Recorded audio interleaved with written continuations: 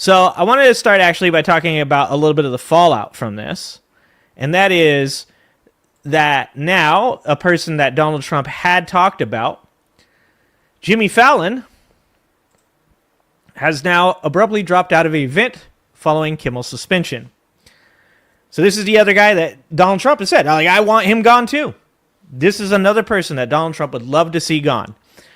Jimmy Fallon has pulled out of a festival shortly before he was set to make a public appearance, organizers confirmed. The NBC late-night host was expected to appear on a New York conference panel at the Fast Company Innovation Festival on Thursday morning. However, organizers emailed attendees just 30 minutes before the event was set to start to inform them that Fallon had pulled out. There's a joke to be made there. There is a joke to be made there. You guys make it. Unfortunately, Jimmy Fallon is no longer able to attend today's session, the festival said in a statement. Why it matters. The move comes just hours after ABC announced that it was suspending Jimmy Kimmel's show in the wake of his comments about Charlie Kirk. Kirk, a conservative political activist and co-founder of Turning Point USA, was fatally shot on September 10th while speaking at a Utah Valley University. We hit some new lows over the weekend with the MAGA gang desperately trying to characterize this kid who murdered Charlie Kirk as anything other than one of them and doing everything they can to score political points from it. That's what Kimmel said. Show me the lie. Show me the lie. Like, there is a real legit thing that we should be talking about right here. And it's not whether or not the shooter was left or right. I'm going to make everybody mad. It's about whether or not we have failed young people. It's about whether as parents we are spending way too much time bitching and complaining and fighting online and being on social media and not enough time paying attention to what our young people are doing. It's about how we failed them by showing disinterest in the things that they like and by failing to give them any hope by allowing things like climate change to go undealt with, the economy to go undealt with, to further push ourselves more and more into an atmosphere that is dominated by polarization and by the monetization of the media and everything about our lives. There is something that we could all be talking about when it comes to the person who took Charlie Kirk's life, and we could all be agreeing on. And the same thing goes with Thomas Crooks, the man who shot at Donald Trump and grazed his ear. There are some very real similarities in that those young men seem to have been disillusioned, to have become nihilistic, because there's no hope for young people, because there's no chance for them to buy homes. There's no job market for them to get careers. There's no parents for them to listen to learn from, and to feel loved by. And sometimes, in some cases, that's not all the parents' fault. Because in this society, to even stay ahead, just to be able to pay your rent, pay your utilities, and put food on the table, the mother has to work 40 hours a week, the father has to work 40 hours a week, and then they have to monetize their hobbies just to be able to pay the rent.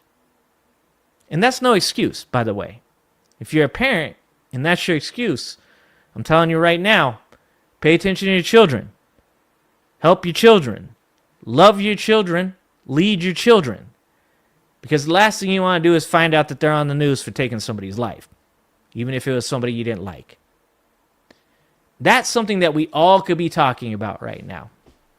But instead, we're watching Jimmy Kimmel get suspended for the lightest amount of criticism that I have ever heard in my entire goddamn life.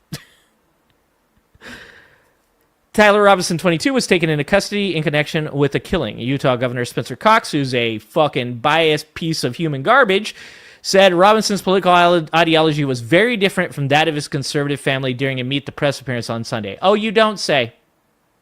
Oh, you don't say. There clearly was a leftist ideology with this assassin, Cox said, which, once again, there is no clear evidence of anything. At this point, I watch Republican media as well. There are tons of conservatives right now that are like, this shit looks like it's fake. There are tons of conservatives right now that are saying things like, I'm not sure that's the dude who did it. Those messages look like they're fake. There ain't no 22-year-old that talks like that. Right now, the chance that there's any real solid evidence as to anything to do with this young man is probably about 10 to 15%, because even the fucking conservatives are going, there seems like there's something sus about this. And they're right. And that could be as simple as the fact that many in the media right now don't know what the fuck they're talking about and are literally reporting off of Facebook memes. This is the problem.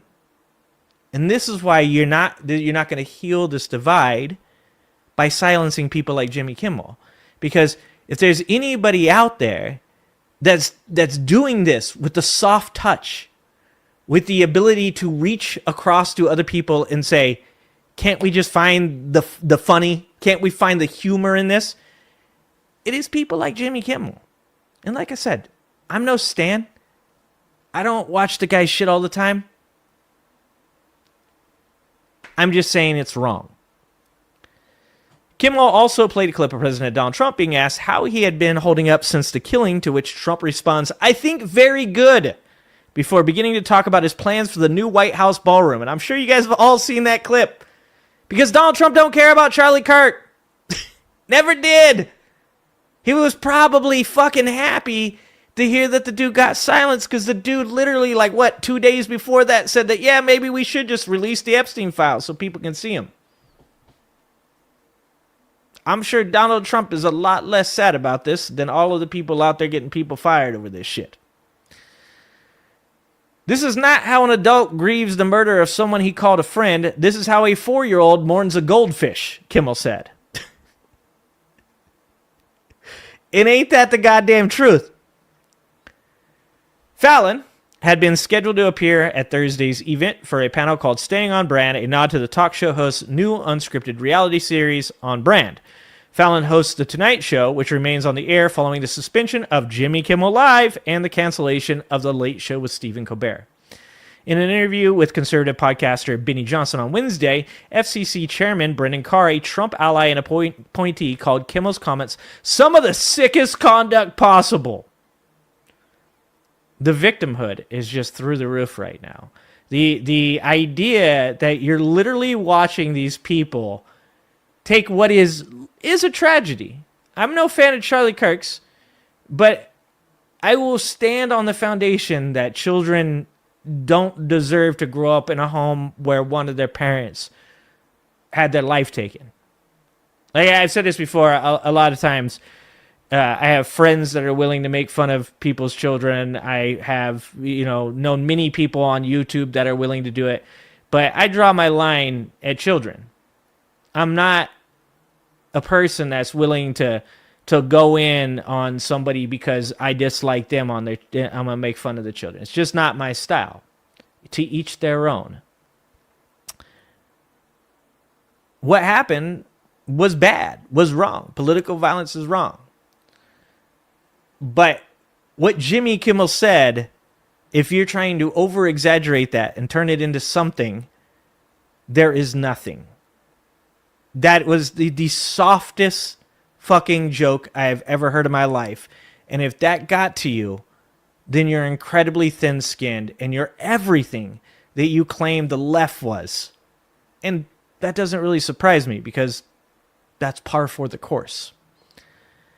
Nexstar Media Group, the owner of several ABC affiliate stations, then announced it would stop airing the show for the foreseeable future over Kimmel's remarks. Nexstar is attempting to complete a merger with Tegna, which requires FCC approval. No way. Stephen Colbert announced in July that his show is being canceled and would end in May 2026. CBS said the show is being canceled for financial reasons. The announcement came after Colbert criticized Paramount over its $16 million settlement with Donald Trump. What has the Trump administration said about Jimmy Fallon? Trump referenced Jimmy Fallon and Seth Meyers in a True Social post on Wednesday following the suspension of Kimmel's show. Great news for Americans. The ratings challenge Jimmy Kimmel show is canceled. Congratulations to ABC for finally having the courage to do what had to be done. Kimmel had zero talent and worse ratings than even Colbert. if that's possible. That leaves Jimmy and Seth, two total losers on fake news NBC. Their ratings are also horrible. Do it, NBC, Trump wrote. This is what I'm saying. And this is why I think this is important. And this is why I wanted to talk about this. As I said, I want to talk about important things. I don't want to talk about bullshit. I don't want to talk about clickbait. I don't want to talk about what's hip, what's hot, what's hype. I want to talk about things that matter.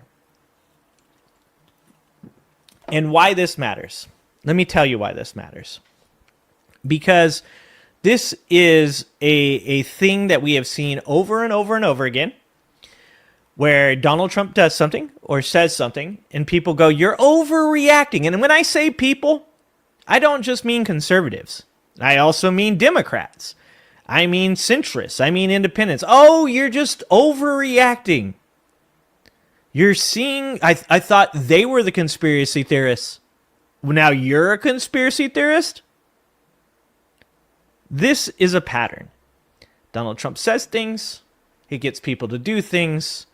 And then people go, well, you know, you had the right to do it. Or even like I said, on the left, how many people said when Colbert got canceled, well, it was just a canceling of his contract. Well, his show was in the dumps. And I would give you that if that was just one time. But this is not new. We have seen these media organizations now capitulate to Trump over and over and over again. And oftentimes the common theme is that they're going through a merger.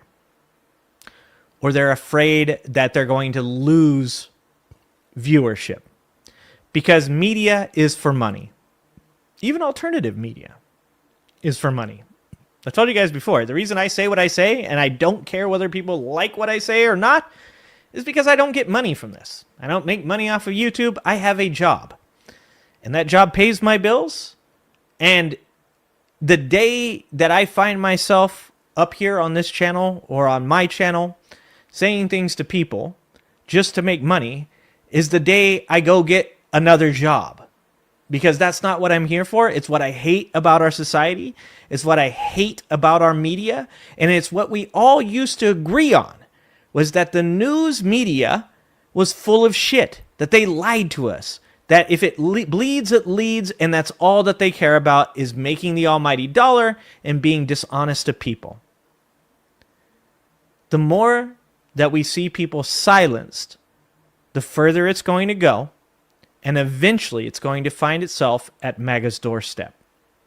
And eventually, you are going to see the very things that MAGA supporters used to warn me about Joe Biden. MAGA supporters used to tell me all the time, Joe Biden is going to take away our free speech. Look what's going on in the UK. They're arresting people over social media posts. That's what's about to happen. They were right, actually. Have to give it to them. They were correct. It's just, it wasn't Joe Biden. It was the guy that they were electing.